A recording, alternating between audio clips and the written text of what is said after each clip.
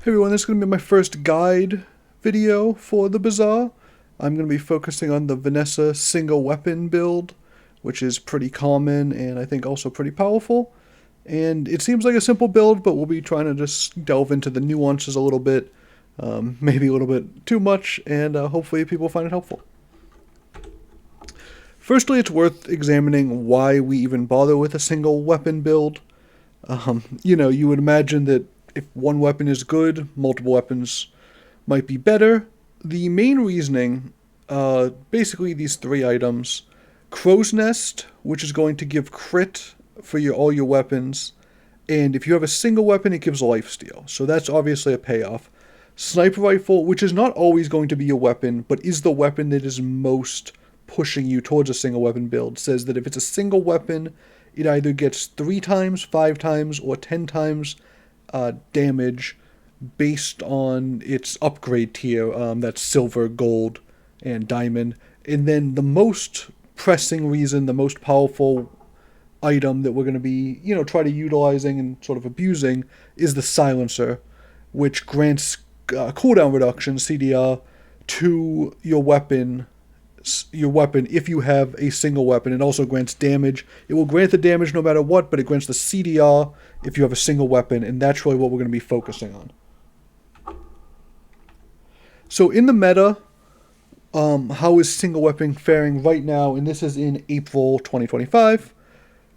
I think it's at a pretty strong spot, and the reason for that is that Mac is very popular. Mac is the alchemist character, and regen and lifesteal is a pretty popular component of a lot of Mac builds.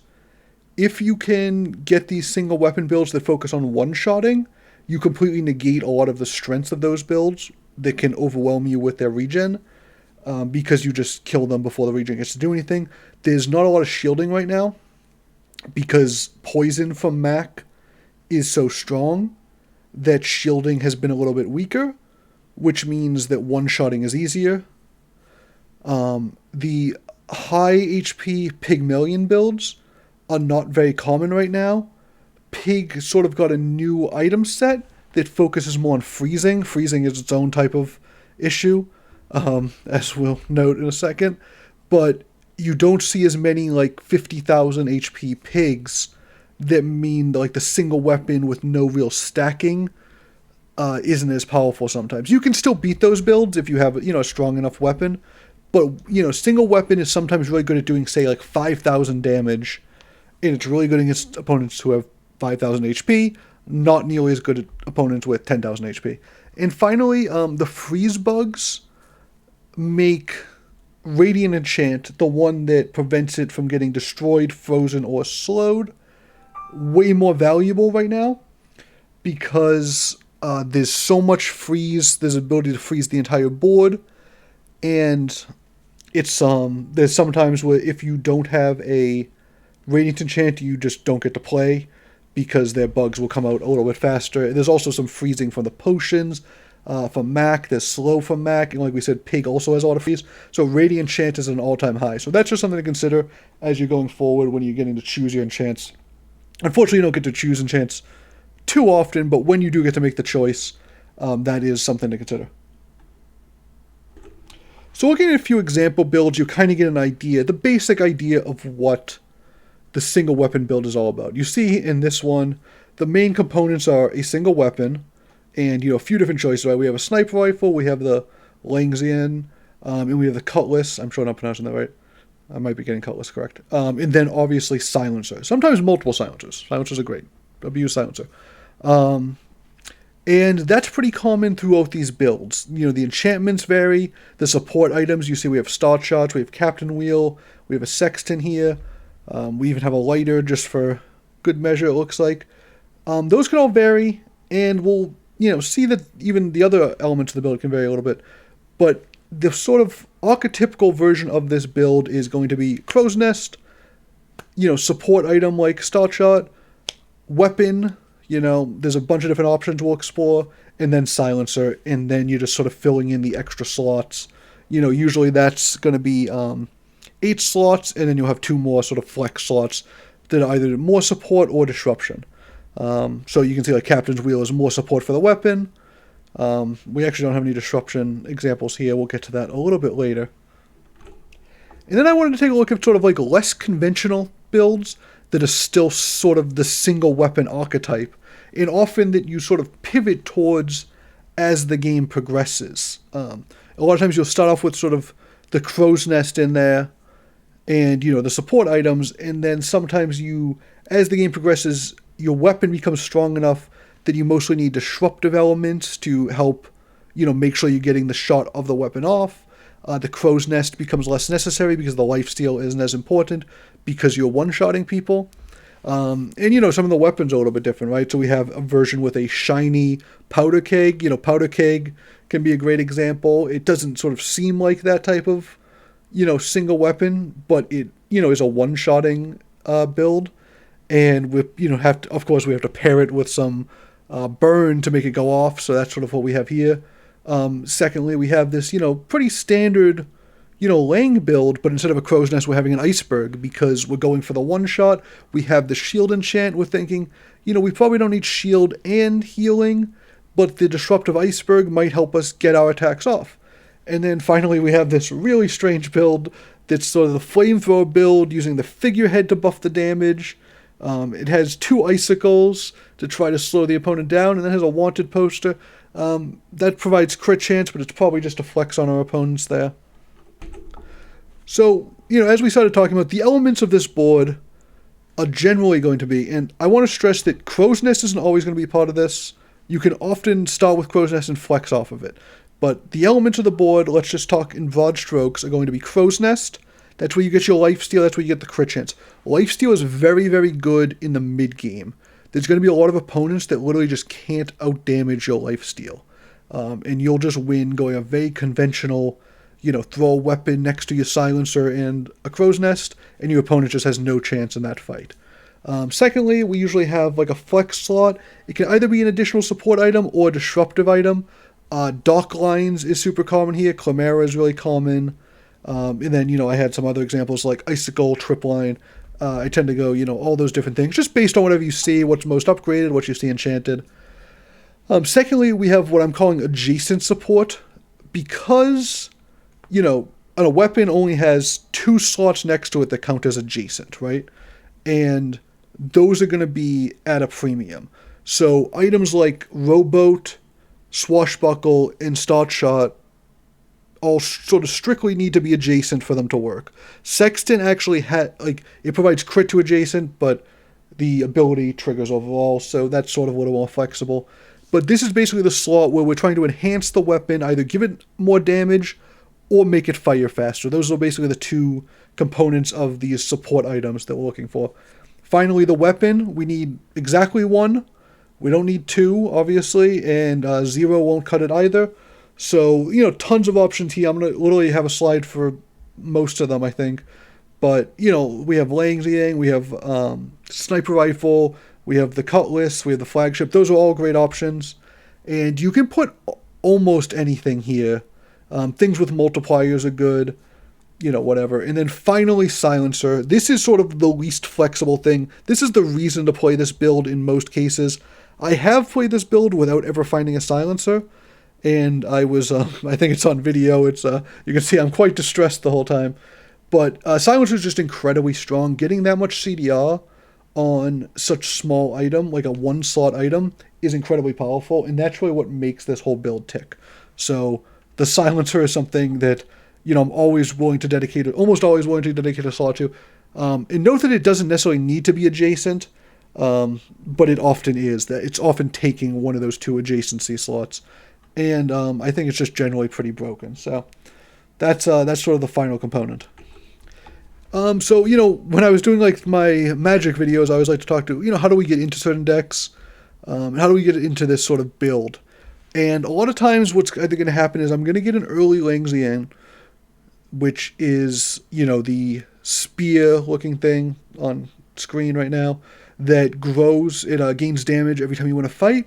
If you get an early one, especially before the first, the day 1 PvE fight, and it goes from 40 to 80 damage, that might be enough just to, sort of put your head down, go into this build, look for the other items and basically not even have to think about the game.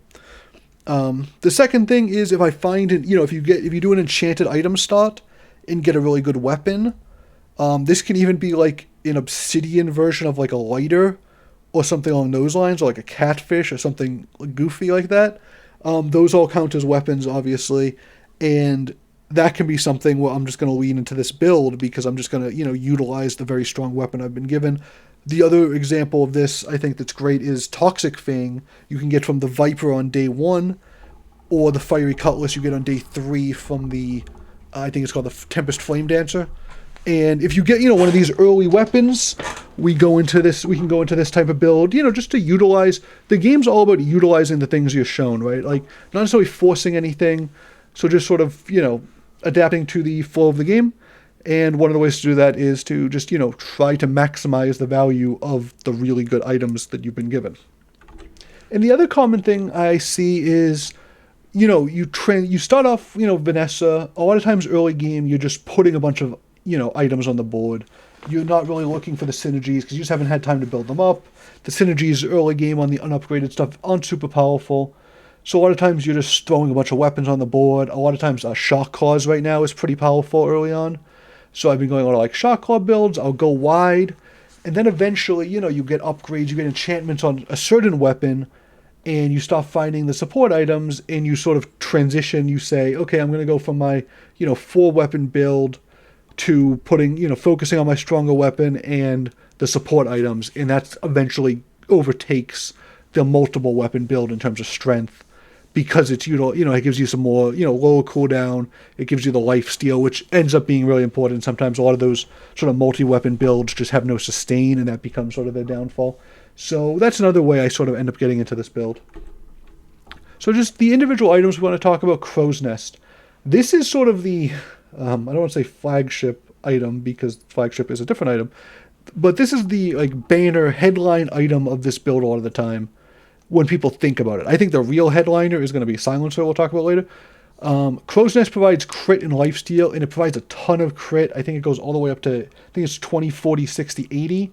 It's a large item, which, obviously is a lot of slots to devote, which is why you sometimes pivot off of it. I do call it here a necessary evil. I think it's necessary most of the time while you need the lifesteal, but when you get to the point where you're one-shotting, lifesteal isn't important anymore, right? If you kill them in one shot, it actually doesn't matter that you have lifesteal, because they're dead as soon as your shot goes off. Your lifesteal never gets to take effect. And if you have crit from other sources, the other big thing is this provides crit, right? Crit just doubles your damage, or in the case of Cutlass, which has an effect called double crit damage, it actually triples your damage. What that means is double bonus crit damage. So it's sort of a little bit all over the place. But yeah, Crow's Nest is something that I usually start off with in this build, and then I'm usually looking to, if I can get crit from other sources, transition away from it later, usually for more disruptive elements. And then Silencer, which I labeled Crow's Nest. I could go back and fix that. We're sort of going ahead, though. This is the core of the build. This is just a broken item. I think this is just incredibly strong. You can get it early. You get it for, 2 gold early. I will almost always pick this up if I see it, no matter what build I'm going. Even if I have a board full of catfish and pufferfish and whatever, I love going this. This can be good even in some sort of very unconventional builds. And it just feels always good to have just in reserve, knowing that I can always pivot. If I just have a Crow's Nest and a good weapon, I can pretty much always pivot into the single weapon build and then put enough support in place afterwards. I think I said Crow's Nest. I meant Silencer. And so you can, it only takes 1 slot, which is, amazing. Slots, it's really difficult to sort of, talk about the slot value of something, because, there's only so many items and the effects are, pretty unique. But taking up 1 slot, which is obviously the fewest slots you can take, there's 1, 2s, and 3s, small, medium, larges, is just really nice. This will be pretty a slot constrained build a lot of the time, because Crow's Nest is 3, the weapon's usually 2, that's 5, plus the Silencer is 6. You're only having 4 slots to play with, that's, not that many. So the fact that the Silencer is small is pretty amazing. Note that it needs to be adjacent to give the damage buff, but does not need to be adjacent for the cooldown buff. And because of that, you can actually stack multiple of these to give more cooldown reduction. So if you're playing a weapon with a good multiplier, or with a fast attack speed, like Flagship, if you get, the 5 multi-shots, or with like a Fang, you usually want it adjacent to get that bonus damage. But if you're playing something like a Langxian, which, the bonus damage is only going to be, a very small buff, like a 2 or 3% thing, you can often, bump it to the side and put another adjacent support item in its place. And some of the good enchants, damage doubles the damage bonus. Crit, I believe, gives 50% crit, which is great. That helps us ditch Crow's Nest early if we want to. Turbo is whenever... So Turbo, Icy, and Slow all trigger when the weapon attacks, and they do require it to be adjacent. So those are good on, the multi-hit weapons, multi-cast weapons like Flagship, the ones that are not looking to one-shot. There are just a couple versions of this build. There's a bunch of different versions, but there's sort of a distribution where some of them are going to be one-shot builds, and some of them are going to be sort of fast-attacking multi-hit builds, where you're just doing a lot of attacks, you're triggering a lot of effects, versus the fire, get the fastest one-shot you can, is sort of the other end of the spectrum. So when you have that multi-hit one, Turbo, which will give haste every time it triggers, and it will just, make sure that, that weapon is firing as fast as possible. Slow and Icy, which disrupts as soon as the weapon fires. And then Shiny is actually incredibly powerful. It gives a damage buff and additional CDR. It's like a completely broken enchant on an already broken item. If you get the chance to get a Shiny buff, I'm not sure that it's not better on your silencer than it is on your weapon, even though the weapon would, obviously get 2 shots. There are a lot of very good weapon enchants. Shiny enchant on your silencer, I think, is one of the most busted enchants in the game. So weapons. The weapon's going to provide almost all of our damage.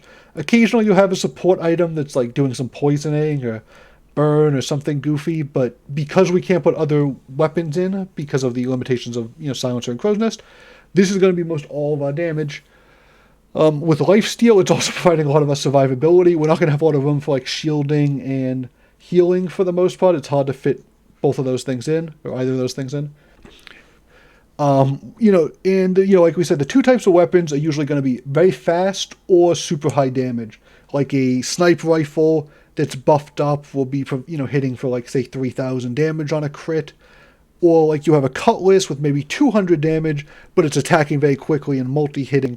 And those are sort of the different types of builds. Like a Fang works, and so does a, buffed up Langxian that had been scaling all game. The weapons we're looking at, they need to scale or have a multiplier. Are they multiplying the buffs we're given, or are they scaling like the Lang in different ways? How are we really, pushing the damage to the next level? Because if you're going sort of on a linear damage growth, having one weapon versus people who are having, multiple damage things all being buffed by their skills and upgrades, you're going to be at a disadvantage. And on your weapon, most enchants are pretty good. On single shot weapons, again, the Turbo, Slow, and Icy are not going to be good because once they go off, the fight ends. So on those type of weapons, fire, poison, damage, and in this meta with a lot of freeze going around, Radiant is actually like one of my favorites. Obviously, Shiny is basically a double damage as well as the Obsidian one. There's a lot of good options. You basically end up taking what you can get. If you see any of those, the burn, poison, damage, Shiny, or Radiant, you'll often put it on your weapon. Although, like I said, Shiny, Silencer is pretty incredible. If you see one of the other ones, maybe it goes on a support item that's triggering more. Maybe, you throw the Slow on your Clamora or Dock Lines or something because you're not expecting to actually have your weapon trigger that much. So I'm going to talk about the individual weapons, and I'm going to start where I think a lot of people start, which is the Langxian. What is that? It's apparently a branched multi-tip spear with blades attached to the branches. I've never heard of it before. Not really a weaponry person. So this is the type of item in a game that feels like bait. And I don't think that it is, because I've had a lot of 10-win games with this. I've had, just a ton. The idea is you get it on day 1 or 2. If you get it before the first PvE fight, that's amazing. You can also get it from some of the PvE fights or afterwards. You get it there, you try to win your day 1 fight. It's tough because you have a small board. That's the problem, right? You have a small board on day 1, so this takes up half of your board. So if you don't have like a strong skill or a strong enchanted item, it can be difficult to win with this. It's a 10-second cooldown, only does 40 damage base. You're usually fighting someone with 300 health, which means that unless the fight goes to the full 30 seconds, you're only doing 120 damage. Your other slot's going to have to pick up the slack and do even more. Your other 2 slots, I guess. It becomes difficult. So this is something with built-in scaling, right? Which almost no other weapons have on a meta level. I'm not sure if there are any at all, actually. So this is, sort of unique in that way. I've been recently finding that you can often find a better weapon like late game, even if you've scaled this up quite a bit. Even when this hits like 1,000 damage, or even higher, I think I've had one at like 4,000 damage. I think that was an obsidian one. You can often just like throw in a sniper rifle and, be in a similar spot. You usually with the cooldown reduction getting this down to like 4 to 5 seconds with various skills and then silencers and start shots. So this is like this can work. It's not bait. You can definitely win with it. However, if you're not scaling with it, you need to get off of it because it does nothing. It has no utility and it's slow. The upgrades are good early. When you get later on, you can, you don't need to focus on looking for the gold and diamond enchants for this later on. If I get to silver early, I'll take an enchantment usually and, see how many fights, how many days you have left, how many, possible wins you can get. Because it basically gives 20 extra scaling per upgrade. And so I usually like to try to get silver early. And then I never go looking for it. I think it's far more important to have an upgraded silencer or start shot or even crow's nest to make sure I have 100% crit. This is very slow, which means you really want a 1-shot or maybe 2-shot. It's not really a rapid fire weapon. You can get the cooldown pretty low, but it really is, it's really something that wants to 1-shot. You want to get it to that level of scaling. And it doesn't have any multipliers. And when I talk about multipliers, I mean, something like multi-shot or multicast is a multiplier. Something like the snipers, built in does 10x damage. That's a multiplier. Something that makes your buffs and skills more valuable. Because when you're playing, single weapon, the only thing that's being buffed is your weapon. So if I have a right-handed right-handed skill, it's only giving my laying, say, 40 damage. If that were a Cutlass, it's giving it 40 damage on 2 attacks that have a 50% bonus on their crit, right? If it's on a sniper rifle, it's giving that 10 times. It's giving 400 damage. So this doesn't take advantage of skills and buffs well, which is one of the reasons I often am transitioning off of it later on if I'm getting good skills and buffs. And one of the reasons why I'm usually taking skills and buffs that accelerate this rather than buff its damage. But, even events like the dunes that, can give you 5 or 10 damage, even if you have like some gumballs, which I don't usually go, but if you end up with those, this just doesn't scale well with anything really. It doesn't work well with anything. All the scaling is built in, which is nice because you don't have to do any other work for it, but it means that you really can't do anything else to push it over that edge. If you go to like the curio shop, you can add 10 damage to it, but that's really not an exciting use on a 4 or your gold, right? So this is like the weapon I think a lot of people start off with this type of build. It does work as long as you get it early, as long as you scale it up, as long as you're winning fights. It really stresses, I think, good gameplay because you can't lose PvE fights. You really can't afford to be losing those. So it makes you choose the ones you can win. You really want to pick the hottest fight you can definitely win, and it encourages you to take all the bonus fights because every bonus fight, right, is not only the usual golden XP, but it's also increased damage on your single weapon, which is a huge, huge bonus. So this is, I think, something that's like a very good sort of beginner version of this weapon. I think a lot of people end up starting out with this anyways because it seems like a cool one. It's not a bait, like it works. It really, honest to God, works, and it works consistently. Like, I get Langs early, and I'm usually, if I get it on the first day, I think I'm going the distance with it. And that's going to be, unless I really mess up and pick the wrong PvE fight, unless I'm really, really weak for some reason, I feel like I can go the distance with this a good amount of the time I get it on day 1 or 2. So, something to try out. Secondly, this has been my favorite lately. It's the sniper rifle. I used to really dislike it. I thought it was just like a little too dirtily. And I think one of the reasons is that the silver version, which is what the sniper rifle does, is it has 100 base damage, 11-second cooldown. In it, the silver version, so silver, gold, it starts at silver, it goes silver, gold, diamond, obviously. And silver does 3 times damage if it's your only weapon. Gold does 5 times, and diamond does 10. So it will do 300, 500, or 1,000, right? But it also means that any skills or buffs get 10 times as much damage. So if you have right-handed, for 40, it goes from doing 1,000 damage to 1,400 damage. And then obviously you're trying to crit. So every skill, every buff, every sharpening steel event, every curio shop is just so amazing with sniper rifle that I've really been enjoyed going with it. The enchants are pretty standard: damage, fire, poison, shiny. Just the things that, you're trying to one-shot here. It's 11-second cooldown. It's a little bit longer than the Lang. And it really, really needs to be upgraded. Unlike the Lang where I say, if you get to silver, you're fine. This needs to be diamond by the end of the game. Because it literally doubles its damage from gold to diamond. That's basically like an enchant, right? And enchants are usually better than a single upgrade. I'd rather, on a Lang, right, I'd much rather have the obsidian enchant to double my damage than to go from gold to platinum. But on this, it's the same thing. And this is something I will just pick up and throw in my inventory a lot of the time and be willing to transition to at any time.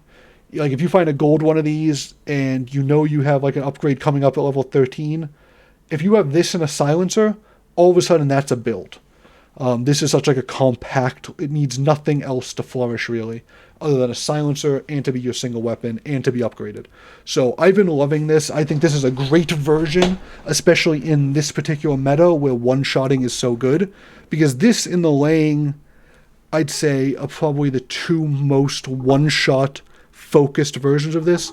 I think the Flamethrower that we'll look at later is sort of also a one-shot item. I mean, obviously it's meant to put fire on and then burn them down, but you need one attack with it, basically. It's based on your first attack. So I've loved Sniper Rifle recently. I think it's great. Just make sure you get the upgrades, and I think you'll be very happy with it. Next is Cutlass. Cutlass is a really interesting weapon. I think this is a lot of other people's sort of first foray into this build is going to be with the Cutlass. It's one you can see really early, which makes it great. You can pick up, unfortunately the bronze version, like we see pictured on screen, only does 10 damage, which is very, very low. But it works really well with any kind of buffs. Like this is great if you pick, if you go gold skill as your starting thing, get, right-handed, get a Cutlass, all of a sudden you might be good for the first few days. You're, a pretty good favorite to win those. It's, an early pickup. It's not too expensive. It has multi-shot and double crit damage, which are good multipliers. It's, 6-second cooldown, I believe, and it takes 2 slots. That's fine. That's going to be middle of the road. We said Lang is 10 seconds. There's some that get down to I think sub ends up being 3 seconds, which is very fast. Eels is pretty fast. But I think, 6 seconds is pretty middle. Once you get the cooldown reduction, it's hitting every 2 or 3 seconds. So it's going pretty fast, especially if you can start hasting it and stuff. And you can, on day 3, there's the Tempest Fire Dancer who has 2 fiery enchants versions of these. I actually chose that for the picture. And that can be a great way if you take that fight, in which you don't always do, but because it's the left fight, it only gives 2 XP. You might not want to take it, but if you decide to take it, if you're weak that day or you're just looking for this specific item, you can get a fiery version of this. And, fiery adds so much damage, not when it's on, 10 damage, obviously, but as it gets buffed up and it starts stacking, you can really go a little bit nuts with that. So I think this is a great starting point, something just to pick up early. Maybe you transition off of it. If you get the one from the Fire Dancer, you can, and grab a silencer, you're good to go. Double barrel is another one I think people maybe don't consider for this type of build because they're really worried about the ammo, right? So the ammo is an issue.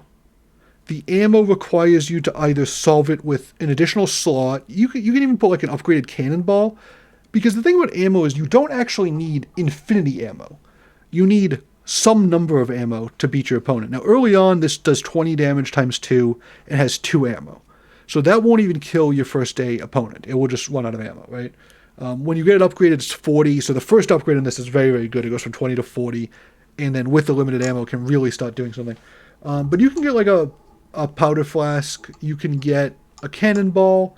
And there's some skills. There's like ammo skill, I think ammo stash, various ammo skills. And Vanessa can choose, I think there's an ammo skill vendor you can choose. This attacks super fast, right? 4-second cooldown, has multicast. It doesn't have the crit damage that the Cutlass does, but it has 4 seconds compared to a 6-second cooldown. And I think it's better early most of the time. If you get a silver one of these, you're kicking out so much damage. It's 160 damage in 8 seconds. To opponents that have like 300 or 400 health. So this is really, really good.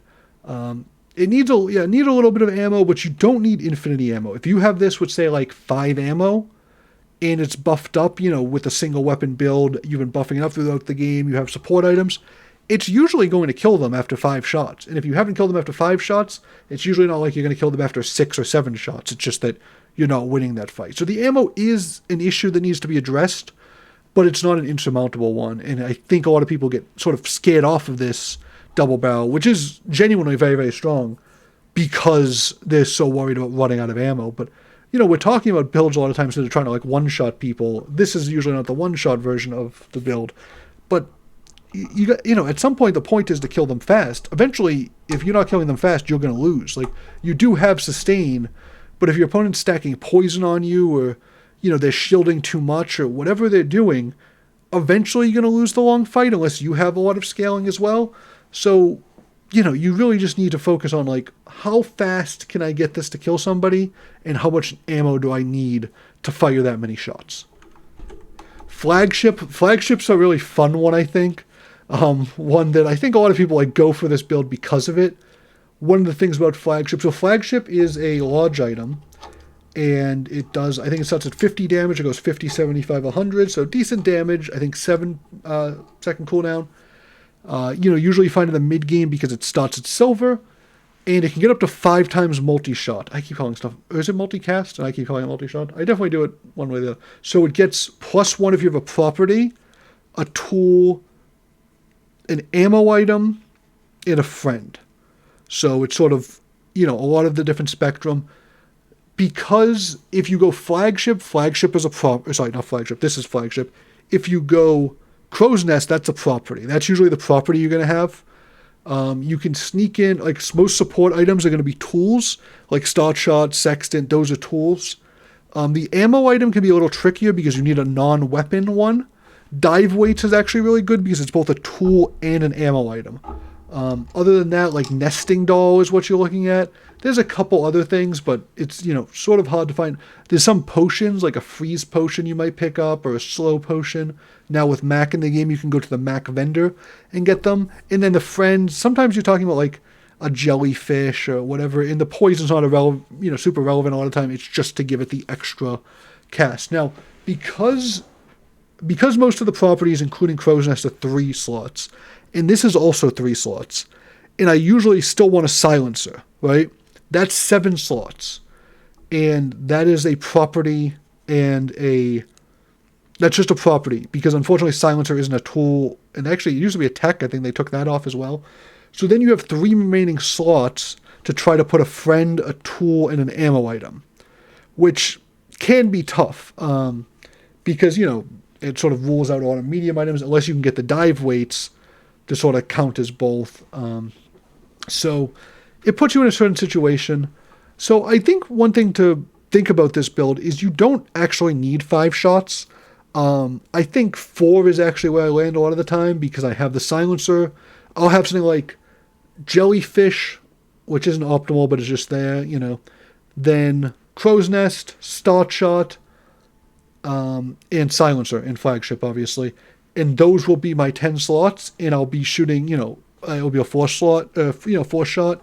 Four shot's very good. Four shot's a huge multiplier, triggers a lot of different effects, so it can be really good. Now, the thing is, like, why would you pick Flagship, which is bigger, which requires a little bit of a sort of a setup cost?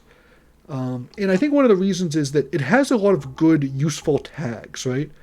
Because it's a vehicle, it's aquatic, and it's large. Now, large is sort of a downside here because it takes 3 slots, but it means that if you have, a skill like big guns, it just does double damage. So if you get big guns and you have a Cutlass, you might feel like you're leaving a lot of damage on the table, but Flagship obviously can take advantage of this. Now, there's various Vanessa's, sort of has the weapon build, she has the aquatic build, she has some ammo builds in between. So with those things, like, there's a lot of aquatic talents. Some, give haste to aquatic items. We have the one that's giving cooldown to aquatic items here. You have things, I think it's, barnacle crusted, oceanic rush. You even have something like depth charge to buff the damage on it if it's your only weapon. So there's a lot of things that trigger off basically aquatic, and there's also things that trigger off vehicles. I think this one's outmaneuver. You're hasting if you use a vehicle. There's actually an entire PvE encounter that gives, like, I think pilot skills. I think it's called expert pilot even, that trigger off a vehicle. So having that vehicle tag can be very good. I think, like, the subs also have the vehicle tag. So those are the other ones that can take advantage.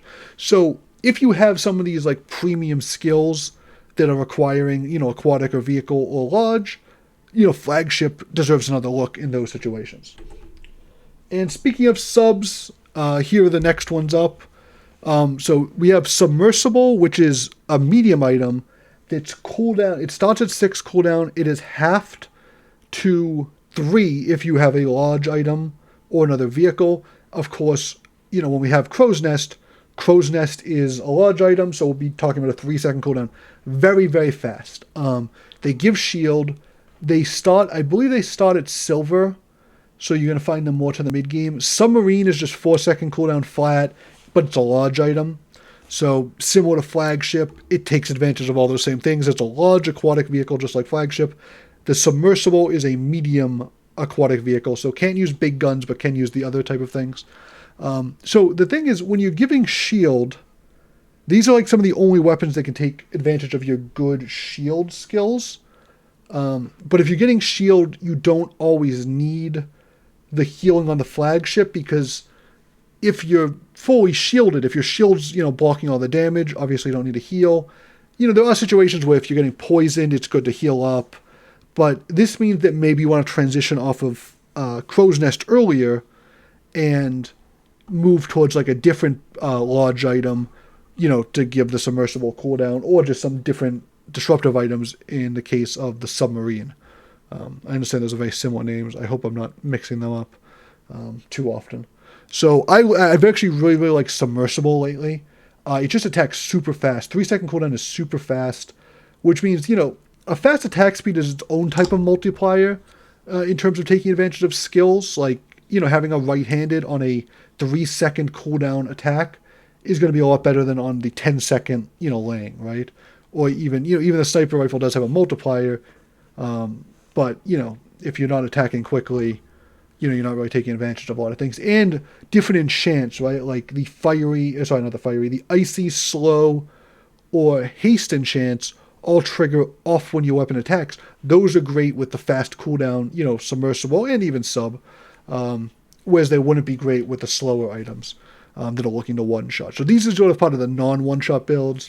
So if you have chances to utilize aquatic stuff, vehicle stuff, shield stuff, the subs are great in those situations. So keep an eye out for them. And, it's very meta-dependent, right? If we get to we're in a place now where poison's really good, so shielding's kind of taking a back seat. If we get to a point where there's a lot of burn, and burn's actually really good at countering poison because it ticks twice as fast. So if you're, setting up a lot of burn and they're setting up a lot of poison, the burn often wins out. But shield, and a lot of people don't know this, shield actually takes half damage from burn. I didn't know that till I'd been playing for like a month. I should have. It shows you if you click on the tooltip, but I just never occurred to me. So if burn becomes a bigger part of the meta, these shield subs are something that we're going to want to bring back. And then we have eels. Eels is something I came to super late. And I think a lot of that is because silver eels is quite bad. Now, the way eels works is that it actually has a pretty decent cooldown. Its cooldown starts at 6 seconds, but it does okay damage. I think it starts off at 50. But the real key to eels, right, is that its ability is when your enemy uses an item, charge 1 second at silver, 2 seconds at gold, 3 seconds at diamond. So with cooldown reduction, when you get this to diamond, it's going to trigger every time your opponent uses an ability. And it's going to hit them, it's going to slow one of their items, and if you have Crow's Nest, it's going to lifesteal. So this basically gives you like a checkmate position against some boards that are just having a bunch of weapons attack. If they have a bunch of weapons, and you have an eel that does a similar level of damage to each of their weapons, even if they have 10 of them, this will trigger every time they attack, because it's getting the charge, and you'll win the fight at full health. So the silver version of this is usually quite bad. Going up 1 second of charge is just not enough to make it do that rapid fire. When you get to 2 and then even 3, you really want to push upgrades on this. And remember, you get the last upgrade, or not the last one, but you get an upgrade as a lower board at level 13. So it can be hard to survive long enough, with an eel, if your board isn't otherwise strong, to get all the way to 13 and hope for that upgrade. But, you can play around that. You can play towards that out. Sometimes I'll just play with a different weapon and hold the eels. And when I get to 13 with the gold eels, I'll upgrade it, make the diamond version, and then slot it in. It's very bad against, say, if we were fighting a different single weapon build, where they basically are only firing their sniper rifle and they're trying to one-shot us. This is going to do almost nothing, right? So if that becomes the meta, we want to move away from this. Hopefully, maybe it will. Maybe people watch this video and they'll be sniping you. But I've had so many games with this lately, and as long as you get the upgrades, it's very good. And again, it takes advantage of aquatic tags and large tags. It also takes advantage of slowing, because it does slow. So if you have any skills that trigger on slow, and there's a few, there's like a prince, let me see if I can look up his name. There's a Prince Marianas. It's supposed to be like Mariana Trench. There's another prince. He's sort of like a squid man looking guy, a little Davy Jones looking. And he has 2 skills. That one is when you slow, your items gain crit. The other one is called slow targets. The other one is slow and steady. When you slow, your items gain damage. So, and he has eels in his build. He's sort of like the example version of this build. He's sort of a multi-weapon build. But the point is that if you get one of those skills, eels is great because it gains some built-in scaling because it does slow. And the slow is disruptive. Oftentimes you'll be happy if your opponents are going off with stuff because it gives you more attacks, but the slow is disruptive. So it's genuinely pretty good there. I've been loving eels recently. It doesn't seem, it seems sort of disruptive. It seems like it should go in like a slow build where you're trying to take advantage of the slow in some way, but it is just a great single weapon that you can slot in. A lot of this game is about sort of overcoming your, sort of aesthetic expectations of certain items. And I think eels for me was a really good example where I didn't really think of it as like, oh, this is a single weapon I'm going to put in the place. It doesn't look like a sniper rifle. When you think about single weapon, it doesn't look like the Cutlass is, right? It looks like a goofy sort of wide board support item, but it can be a really good single weapon. Another one is Shock Ray. This is one I always try to force. It has built-in scaling, not in the meta sense like laying, but in the single fight sense. It's not a one-shotter. I said it's 3 slots. It's actually only 2 slots. I apologize for that. It's aquatic, and it works really well with some skills. There's a lot of skills that haste aquatic things. There's a lot of skills that haste in general. Like you can get rigged from, I think it's called the the eccentric Aetherite on day 3, I believe, has rigged, which is very good. Can haste. This is one that's like trickier to work. The support items you end up wanting are a little bit different. Like I've seen people go like a lot of sextants, beach balls, obviously things that say haste on them. This can definitely get out of control. Sometimes it's used in different builds. I'd say it's not something that's like super powerful right now, But it is something to consider if you get like an enchanted one, an enchanted shock ray, and decide, to go in that direction. Build towards the haste. If you get like I've had like silencer with turbo, at that point, like maybe give it some consideration. But it is maybe like a little bit less. Like if I was making a tier list of these, I would put it a little bit lower in terms of the weapons I'm trying to go for a lot of the time. Next up, we have fangs, and I sort of included katana. Katana used to be just a medium, like a 2-slot fang. They actually made it so katana has a 2-second cooldown. That's incredibly fast. So the point of all of these is that they are really, really fast. They trigger often. There's some skills that trigger when you attack or when you crit or whatever. They, take buffs well because, they usually low damage, high attack speed. So when you're buffing that damage, you get a lot of value out of that. The upgrades are usually not needed because they just buff its damage. Like going from a bronze to a silver katana goes from 5 to 10 damage, which seems like it's double. But usually you're going to, be buffing up that damage into the hundreds. So getting 5 extra damage usually isn't worth it. These are the type of things that if I have a silencer early, I'll play these alongside it. Win the early fights with these, and then if I don't get a good enchantment or an upgrade or something, I'll switch off of these. If you get the Toxic Fang from Viper on day 1, Viper is a tough fight. You can lose that one. But if you are able to get the Toxic Fang, a lot of times, if I get Toxic Fang as Silencer in day 1, that will be my build for the rest of the game. I'll just, sort of force that, and it wins a really good percentage of the time from there. So, fast attack speed, great. It doesn't have any other multipliers aside from its attack speed, the katanas or the fangs. You can find a lot of upgraded fangs too from some of the wolf encounters, and even from like the special event that I think is the Mimic. It has like sort of all upgraded fangs. So you might be able to transition to that later on too. But I think in general, these are like the early ones. Sometimes you just ride this through the early game, and then as you see the bigger weapons, like the flagships that come later, the subs that come later, snipers, maybe you transition to those. But these are very good early. Take great advantage of like an early right-handed, left-handed thing because their attack speed's so good. So, definitely something to keep a look at. They look like, junky, very low damage items, so you're really focused on how can I buff this? How can I take advantage of the fact these attack so fast? And remember, the fast attacking means that enchants like Turbo, Icy, Slow, those all do really well, because if you're attacking, eventually this will be attacking at 1 second. 1 second is the bottom in terms of how, like, what the lowest cooldown you can get is. You can attack faster than that. You can attack, I believe, up to 5 times a second if you're doing the charge thing, like the electric eels. But just in terms of what your base, your cooldown will say, it will say 1 second. And, but if you're throwing out, things every 1 second, that can be very effective compared to like a sniper rifle that even at its best is going to be like 3 or 4 seconds, right? So Flamethrower. Flamethrower is 6-second cooldown, and it basically acts like an item that has a burn enchant, except instead of doing 10% of its damage as burn, it does 100% of its damage as burn in addition. This is a ton of damage. If you ever see this, it drops off the Burninator bot. This is almost always going to be better than the weapon I currently have at that point.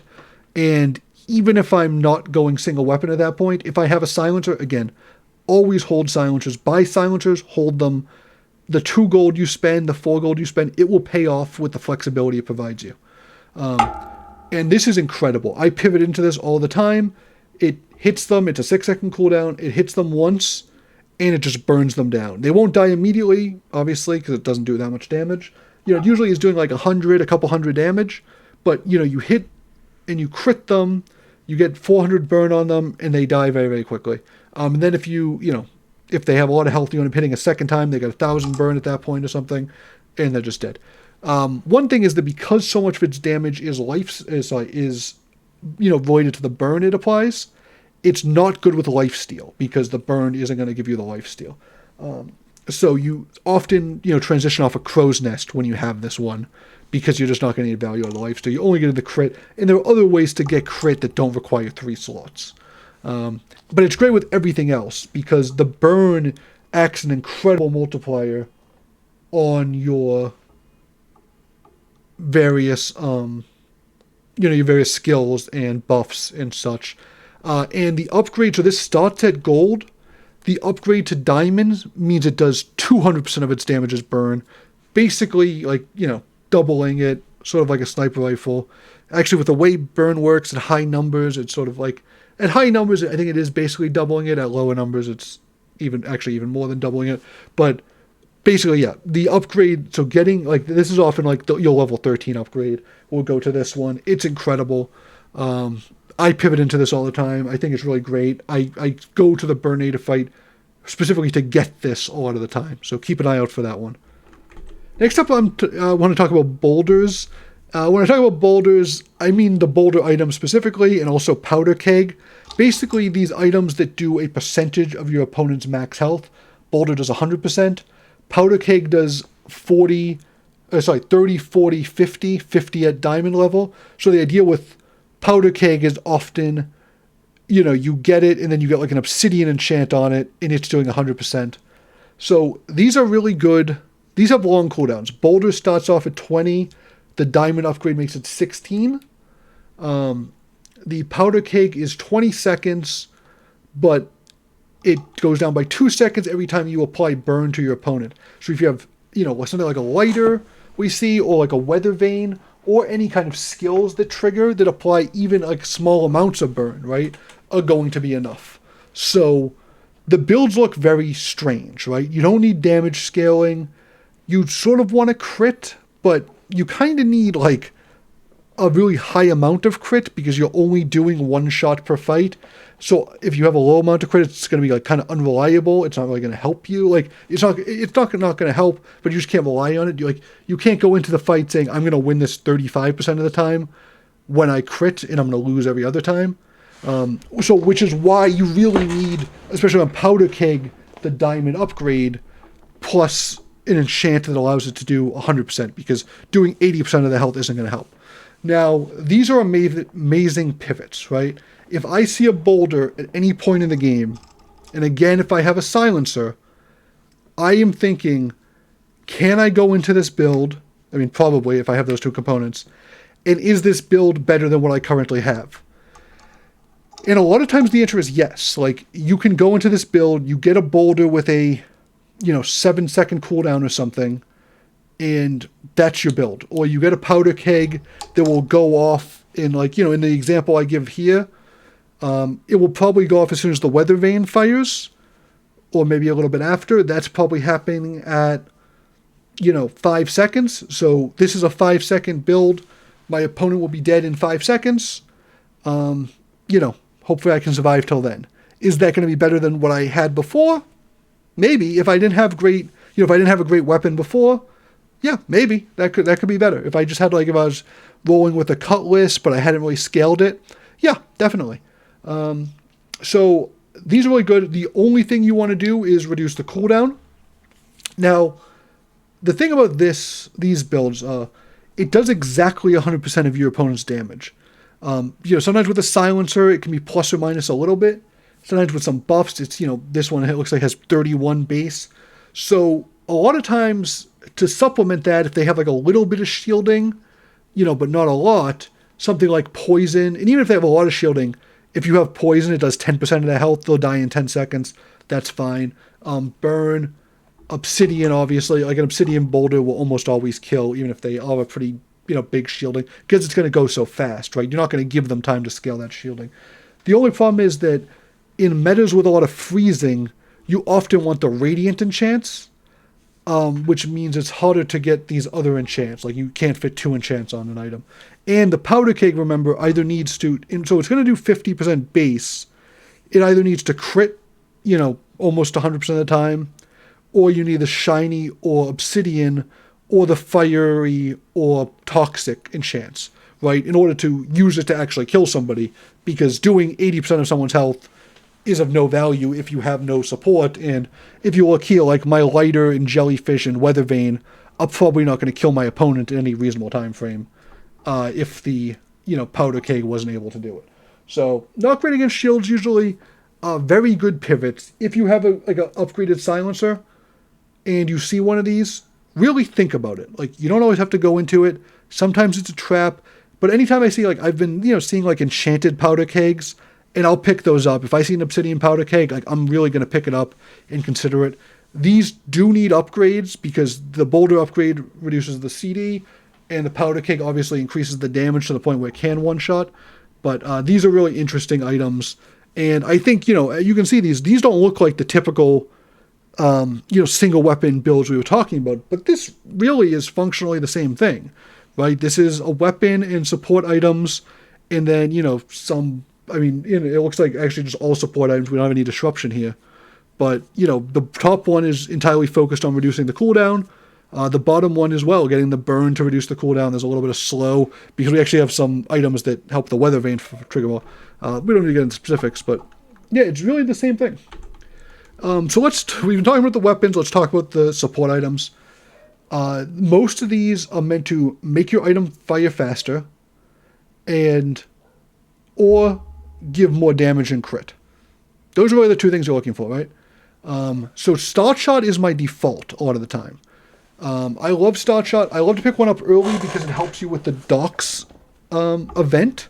It means that you can take 5 gold and an XP from the docks event, which I think is usually better than your other options on a floor. So I'll often just pick up a bronze Start Shot to roll with it. That one just is going to give CD. Other ones are going to give damage or crit. The CD is pretty much always good. The other ones will vary, okay?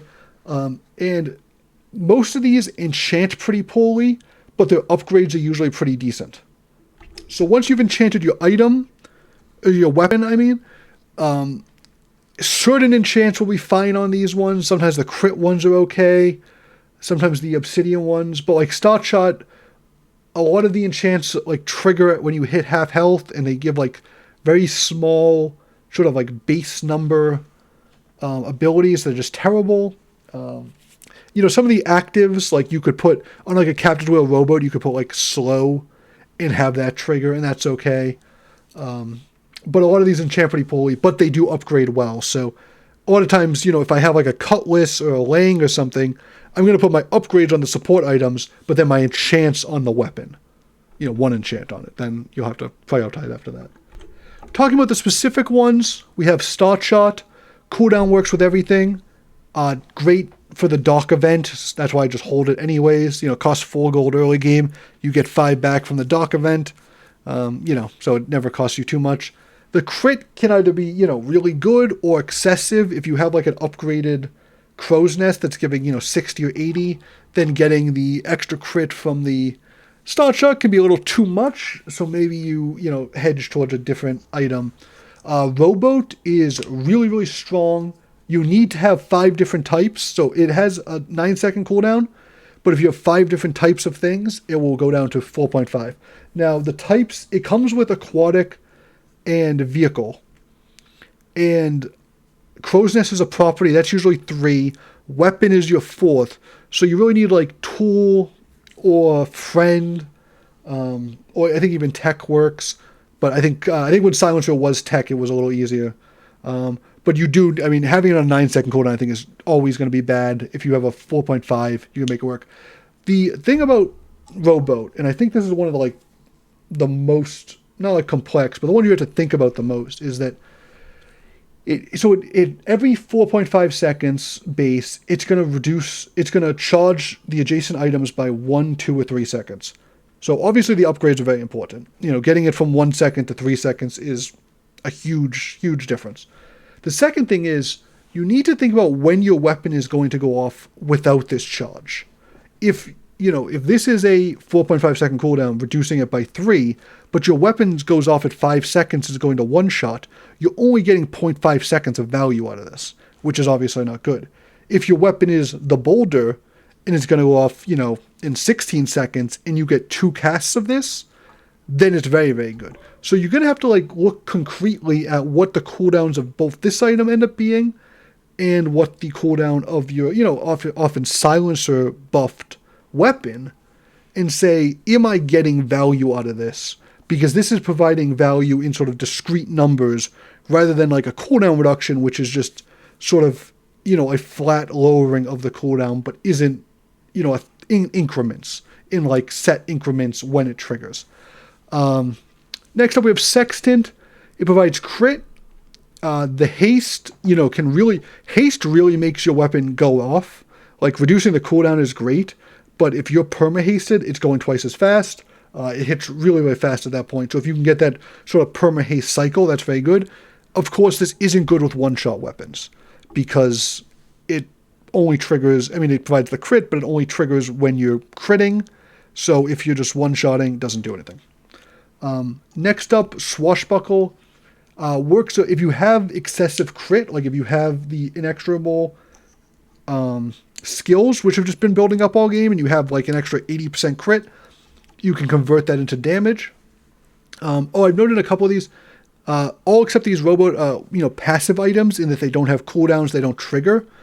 That can be good or bad, right? If it's bad, it's good in that they can't be disrupted. It's bad in that they can't eat slows or freezes from your opponents.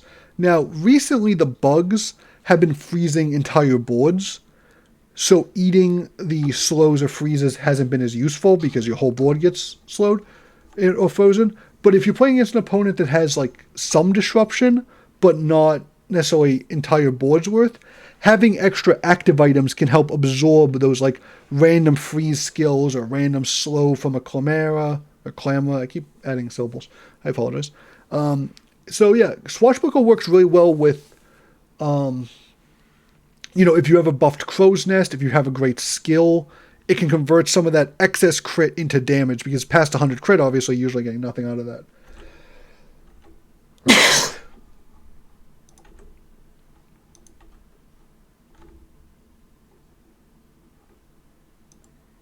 So yeah, that can be a good way to take advantage of that. And I just want to note, Swashbuckle has increased value with subs, because it will buff the damage of the sub, and the sub's ability will give it shield equal to the damage, and then this will also buff the shielding. So the shielding will actually be higher than the damage. It will basically get doubled buffed with your crit, so it can be very, very strong if you're going like a crit, a shield-focused build with the subs. After that, we're talking disruptive items. These are meant to slow your opponent down. Fast cooldown is key here, right? If it comes out after your weapons, especially if you're one-shotting, it's useless. You need to adapt these to the meta. Which one of these are good going to depend on meta. Like, if you're playing against, say, a one-shot build, if there's a lot of one-shot builds going around, if you're dying after, like, say, a vat of acid that's going to, cast and kill you, Tripwire is not going to be good in that situation, because it doesn't matter if it's slowed after it casts, you're already dead. Something like Icicle, taking the chance to hit it, or Clamra, slowing it down immediately, or Dark Lines, if you can reduce the cooldown. You can place Dark Lines, say, like, next to your robot or your start shot to reduce, make it fire faster. And, adapt these to the meta and even the matchup. If you see you're going against certain opponents, and, it's tough to predict. You need to know the meta well. But if, say, Vanessa, if you're going against a Vanessa, and poison builds have become more popular than single weapon builds, maybe Tripwire, to slow everything down against something trying to haste and go fast is good. If single weapons are more popular, throwing in a couple icicles against a single weapon build can really be devastating against them. If everyone's going Radiant Enchant to counter the freeze bugs, then maybe you don't want to go with either of these. You want to try, you want to go instead to speed up your own build, put an additional support item instead of disruptive item. You really have to pay attention to what's going on in the meta. It's sort of interesting that a game, that's part of the async PvP aspect of this, is that there is a meta, even if it's mostly playing as a, Slay the Spire type roguelike PvE game. And then finally, I want to try to talk about some notable PvE encounters. There's just a few of these that do matter, and I thought it'd be worthwhile to take a look at some of them. First off, starting off early, right? Day one, we have Kyber Drone and Viper. Now, each of these can give you a weapon to be your single weapon. Obviously, the Kyber Drone drops the laying. If you get this, it's getting it on day one. You are getting it after the PvE fight, obviously. But this can be like, okay, I got my early laying. Hopefully I can win my day one PvP fight. And then I'm rolling with this. I'm ready to start scaling. You've pretty much already got in there. This is, you want to get this weapon early, this is a great opportunity to get it. Secondly is Viper. Now, Viper, the real prize is the Toxic Fang. You can get the regular Fang. The Toxic Fang is so strong. Fortunately, the other items the Viper gives you are also pretty good. This is actually an older image because the Viper, I think, has 75 health now, and the Fangs do 5 damage and 1 poison. But don't pay too much attention to that. The thing about Viper is Viper can beat you a lot of the time. You really can't be too slow against Viper. Most, like the Kyber drone, if you put nothing on board, you'll beat it. It just won't kill you. Viper is not, that's not the case. Viper will kill you if you don't do anything to it. It starts off with some poison, it keeps applying poison. So Viper is like a tougher fight. If you found nothing in your first couple of floors, you might just have to pass up on the Viper. But if you get Toxic Fang, like you're just in such a good spot. I love getting Toxic Fang early. I'm much more excited about Toxic Fang than like a Langxian. Day 3. This is the Tempest Flame Dancer we talked about. I didn't keep it on Fire Dancer. Basically, it drops Fiery Cutlass. It also drops a couple other items. They're all fine. The skill is kind of bad, although they did just buff it. And it has 2 Cutlasses, so I think you have an increased chance. I don't actually know how the drop rates work. Basically, if you have like a lot of the support items for a single weapon build, and you don't have a weapon yet, going for this, trying to get the Cutlass. It's not going to work every time, but if you get the Cutlass, you're pretty much good to go again. So this is a great encounter, and you're getting it early enough. Day 3 is early enough that you can start going to this build. You didn't already have to make a decision, right? So it's a pretty early encounter. Very good, very easy fight. This person is incredibly easy because their attack damage is so low that the burn doesn't stack. These guys, this person is basically putting out no damage, so any build should beat it. So if you're sort of like at day 3, you feel kind of weak, you don't know what to do, you can usually go for this one and crush it pretty easily. So this is like day 4, right? Blood Reef Raider. This is a more specific one. Obviously, this drops the Crow's Nest, so if you have the rest of the build but want a Crow's Nest, this drops a Silver Crow's Nest, which is awesome. It also drops a lot of ammo-related stuff. So if you have, it has the Ammo Stash skill, which I think gives you a leftmost item, plus 2 ammo. It also drops the Flask and the Cannonball. So if you're going for, say, specifically the Double Barrel version, if you have like a good upgraded double barrel or like an enchanted double barrel you got early or something, this might be, a fight to look into because you can get, a few different items that help, as well as the Crow's Nest if you don't have that. And a Silver Crow's Nest obviously is twice as much crit, so that's a, pretty nice starting point if you started moving into this build. Next up is Sabertooth. What this one drops is a Shiny Fang. We talked about how good Fangs were. This is a Diamond tier Shiny Fang. Shiny obviously doubles the damage. And it also drops the Diamond Fang skill. So it drops Diamond Shiny Fangs, but it also drops the Diamond Fang skill. What that does is that your small Diamond tier items are going to have 30% reduced cooldown. So it's not like you can fight this and get both things off the fight, but if you already have a Fang and you've been upgrading it, this is a great opportunity to reduce your cooldown by 30%. I mean, that's like a silencer, which is an incredibly powerful item. I mean, this is one of the best skills in the game for this particular instance. If you have a small weapon that is already, that you can get to diamond level. So this is more of a niche one. The Shiny Fangs are always great. The rest of the stuff is just gold. So it's either going to drop the Shiny Fangs, the Diamond Fangs, or just something you sell for gold at various levels, right? It has diamond, gold, silver, and bronze pelts. And it's also a very easy fight. So something to look into. It's like a day 5 one. It's not super late, not super early. Dire Inglet is similar in that it drops 2 fangs, 2 enchanted ones. Those are obsidian fangs this time. And, they just do double damage. Like I said, fangs pretty good. If you have if you have like a right-handed and you throw this in there, or right-handed or left-handed, right? Either of those. This can work very well. It also drops the aggressive skill. It's every time you use a weapon, it gains +4 crit chance. So if you have not a one-shot build, but like a Fang build, obviously, or like Cutlass or Eels or whatever, the aggressive skill can also be very good. And also the Eagle Talisman that is buff crit can be pretty good. The rest is sort of not what you're looking for, but, any of these encounters, like you only have a chance of getting what you're looking for. So, we're just talking about encounters that at least give you a chance of looking for something relevant. Next up, Cosmic Rock. This one is a little bit strange because it doesn't have anything super specific for these type of builds, but it drops feathers, which are the loot item that reduces cooldown. One thing I really haven't talked about too much, I probably should have, is that reducing the cooldown of your weapon is basically the most important thing. It's more important than increasing the damage. Just getting those weapons to fire, the one-shots all, when you're one-shotting, the only thing that becomes important, as long as you're above that one-shot threshold, is how fast is this coming out. And feathers and insect wings are great for that. So any of the fights, I didn't put these on the list because they're pretty much good for every build, but anything that's dropping insect wings or feathers is going to be a really good buy, or, really good encounter. And, really good to pick up out of shops, anything like that. Cosmic Rock also drops the Cosmic Winds skill, which is when you crit, it will haste an item. Obviously, we're trying to crit. It also drops Keen Eye, which I should have noted, but that just increases your crit chance. So all very good. The items in the middle are mostly junky stuff that you'll just sell, but you have some decent shots at getting something relevant off of this one. Next up is one of my favorites, actually, Burninator Bot. This is actually a very easy fight because they don't really have any buff for the Flamethrower. Like you see, it's doing 2 damage and 4 burn. But if you have it and you have buffs, if you have the Silencer next to it, you have right-handed, you have Swashbuckler or whatever it is next to it, it's doing 200 burn. It's very strong. So this is a very easy fight that drops an incredibly strong weapon.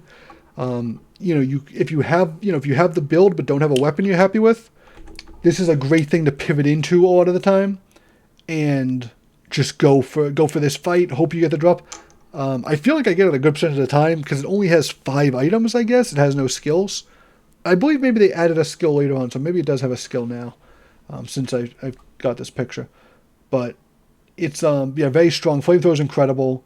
So this is one to definitely keep an eye out for. And it's the rightmost fight, so it's actually the most XP anyways, so it's one you generally want to be going for if you can. And it's a very easy fight.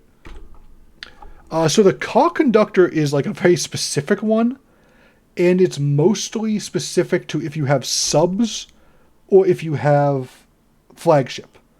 And that's because the Expert Pilot skill is going to give more damage.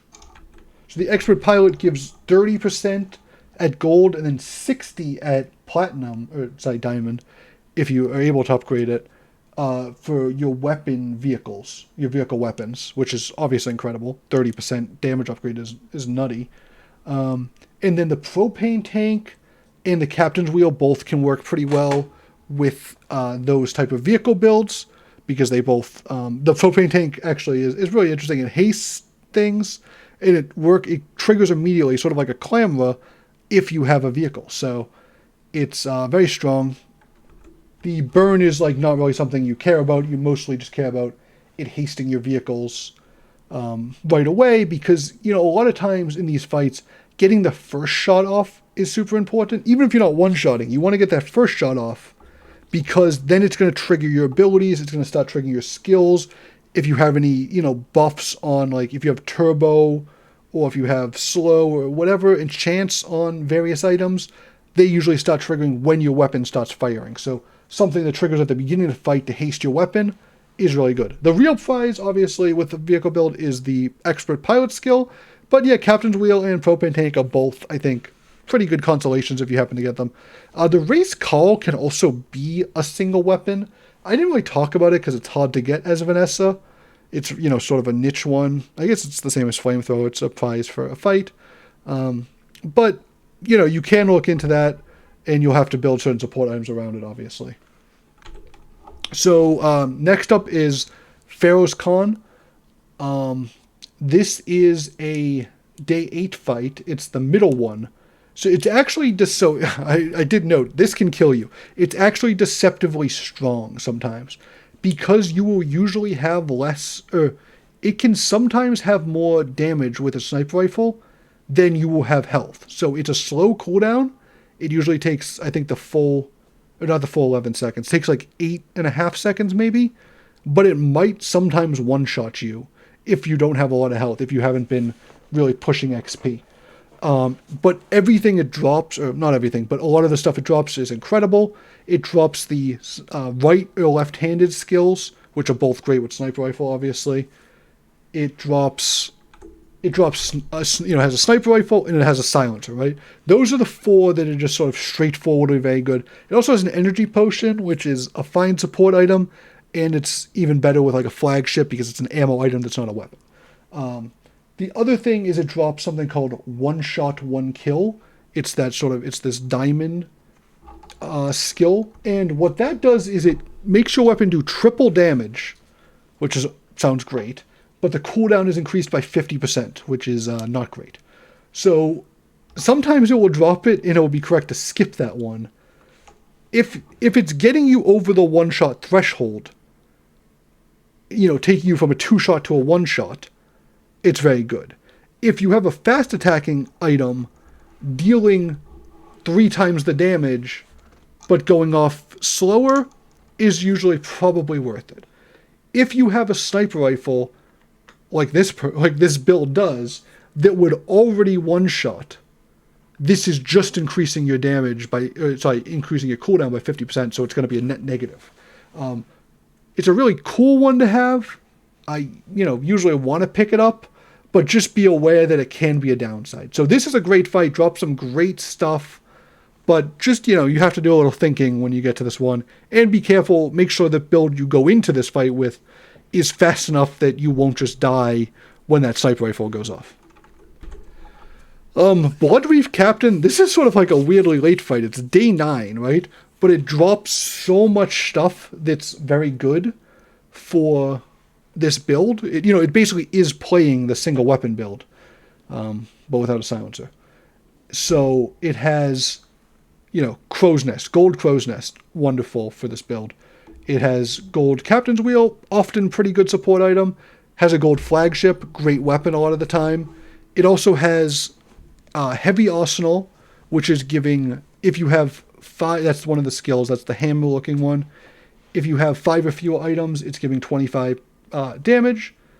It also has something called Full Arsenal, which is if you have each of these 3, weapon, vehicle, or tool, it reduces your cooldown by 5% each. So you can reduce the cooldown, so in this build, it's reducing their cooldown by 15%. Obviously, very, very strong. So, basically this drops, other than the bird and the pop snappers, I believe they're called, this is going to drop basically everything. Everything it drops is going to be at least kind of useful. Like, you might already have better stuff, you might already have better spoilers, you might already have a better Crow's Nest, but if you don't, this is a fight you can go into and get something for this build out of it. And that actually brings us to the end, sort of abruptly, I guess. My final thoughts is that Silencer is pretty OP, right? Silencer is really strong. It basically makes this whole archetype tick. I grabbed them early. I grabbed Silencers early, I grabbed Crow's Nest early, I grabbed Star Shots early. And I'm willing to just ride them, if I need to. And I'll always hold on to them, see if I can use them later on. If I don't, I'll get off of it. You don't need to force this build, but I like to always be open to this build. Because this build can be moved into at so many different points in the game, there's so many weapons you might see that because Silencer is so strong, that reducing the cooldown by 30% makes that weapon valuable. It makes the boulder work. It makes the, enchanted powder keg you see work. It makes that gold sniper all of a sudden, if you have the silencer, that's a full build basically. Sniper, silencer, 7 other slots, that's a build. Generally, you often are going to start as a multi-weapon build. Remember in this game that your starting build and your final build don't need to resemble each other. Sometimes they do. Sometimes you start with the Crow's Nest, silencer, whatever, and that's your build on day 2, and that plus a weapon, and then you just expand it throughout the game. Other times, you start with a multi-weapon build. You start with Shark Claws and a Cutlass or something, and then as the game goes on, you get better support items, you upgrade a silencer a little bit, then you see a better weapon, and you're sort of transitioning throughout the game. So you're often going to start as a multi-weapon build, and then just sort of discard the ones that are no longer carrying their weight, because a lot of stuff doesn't scale that well throughout the game, especially since you have limited enchantments and upgrades to sort of dole out, right? If you start with 5 bronze items, but eventually you're only able to upgrade one or two. You're only able to enchant the Cutlass, but not the, little revolver you've been carrying. Eventually you maybe move into different, into a single weapon build out of multi one. Generally, it's great to enchant your weapons and upgrade the support items, because the weapons usually increase their scale, or their damage when you upgrade them, whereas the support items are often increasing the crit they provide or the cooldown reduction, etc. So those are usually really good upgrades. Now, there are some exceptions to this. Flagship has a damage upgrade, but it's actually fairly significant. Eels really needs to be upgraded. Sniper really needs to be upgraded. Boulder, Powder Cake all need to be upgraded. But like Cutlass, Lang, Fangs, those don't. Flamethrower does like an upgrade. I sort of made note of those before. We don't need to rehash that. Don't be afraid to ditch the Crow's Nest, right? The Crow's Nest is, sort of something that seems like it's, very, part of the archetypical version of this build, but it's something you can get rid of. So don't be afraid to, when it's no longer valuable, if you have enough crit already, if the lifesteal isn't part of your build because you're going for a one-shot, just get rid of it. A lot of times, you get the one-shot because you crit, and you crit because you're getting 80 from the Diamond Crow's Nest. So in those situations, you got to be a little bit more flexible. You got to sort of play to the, the board you're going for. But if you can ditch it for, 3 slots of disruption, a lot of times that's going to be really good. And finally, the weapon choice is based on your skill, the skills you have, the meta, and your support items. You can really bounce around with different weapons throughout the game. Like I said, swap out different weapons.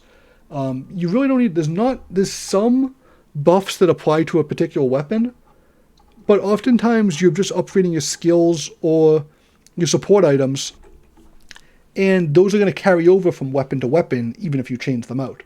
So, and I would say that, that's why I don't focus so much on like gumballs or going to the curio shop early on, unless, I think it's going to help me in that early game. I'm not really trying to get a Cutlass on day one and then say I'm sticking with this Cutlass and I'm going to build it up throughout the game. I'm usually looking to build up the other aspects, and that weapon slot is something I'm going to, because if I see a Flamethrower later on, I don't think I really care how much I've buffed up my Cutlass. That Flamethrower is probably just going to out-DPS it, and they have the same cooldown. That type of thing. So, or if I see like if I end up with a Diamond Sniper Rifle later on, even like a Lang, right? I've had some of them where I get up, like say this one in the picture, up to 1400 damage, right? You look at that looks great. This is a picture from like a 10-win game I had, so obviously it worked out fine. If I were to get a Diamond Sniper Rifle right here, it would probably do more damage. Given seeing what skills I had, what buffs I had, right? So, even if you've been committed to something, you can always swap. This is a very simple build, obviously. I just spent about an hour and 20 minutes, it looks like, trying to, delve into the nuance of it. So, there really is, you can sort of turn off this feels like something you turn off your brain for, but every time you're about to go into a fight, really think about, what is the best, if I just sort of open all the option space, right? And this is a great game in a lot of ways because you have time to think about stuff as much as you want. Aesthetically it resembles Battlegrounds, things like that, but it's really something like Slay the Spire where you can just take, 10 minutes thinking about what's the best setup for this next fight. Should I buy, this Flagship on this floor and swap out my Cutlass? What would I have to rearrange? You can think that all through, and you should if you want to maximize your wins. Don't be afraid to change out your entire build. Don't be afraid to really swap stuff out, to pivot hard. Try to figure out what assets you have going on your board, in terms of items, in terms of skills, and, in terms of enchanted stuff. And then see, just how you can play around that. You don't have to get attached. You can be playing a single weapon build for the first few days and then completely swap out of that later on. You can be playing, I've had games where, I get a poison enchanted, like jellyfish early, and I'm playing a sort of a poison build early, but then I see a sniper rifle later and I had a silencer because I still almost always pick those up even if I'm going poison. And all of a sudden I was like, I think I actually have a better build if I completely swap my entire 10 slots on my board out for a different 10 slots, and it's worked. So I hope this was helpful. I know it's kind of long. I will include like a cheat sheet in the description that's going to sort of condense this. I probably should have put that right at the top so people know about it. But yeah, I hope this was helpful. Please subscribe if you happen to make it 80 minutes into this. Maybe you enjoy this enough to drop a subscription. I'll try to have more similar videos. Thank you for watching. I do appreciate it. Have a great day.